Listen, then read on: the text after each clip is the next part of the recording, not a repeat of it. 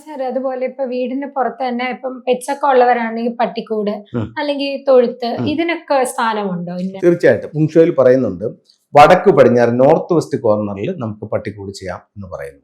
ഇപ്പോൾ പല വീടുകളിൽ കൺസൾട്ടിങ്ങിന് പോകുമ്പോൾ ഒരുപാട് വീടുകളിൽ ഈശാന്യത്തിലും അഗ്നികോണിലൊക്കെ പട്ടിക്കൂടുകൾ വെക്കുന്നുണ്ട്. അതൊക്കെ ഒരു കാരണവശാലും നല്ലതല്ല. പട്ടിക്കൂടിന്റെ ഏറ്റവും നല്ല സ്ഥാനം എന്ന് പറയുന്നത് നോർത്ത് വെസ്റ്റ് കോർണറാണ്. അതുപോലെ തൊഴുത്തിന്റെ സ്ഥാനം എന്ന് പറയുന്നത് സൗത്ത് ഈസ്റ്റ് കോർണർ നല്ലതാണ്. സൗത്ത് ഈസ്റ്റ് കോർണറിൽ അതണക്ക് തന്നെ ഈ കന്നുകാലികൾ തെക്കോട്ട് നോക്കി നിൽക്കുന്നത് നല്ലതല്ല.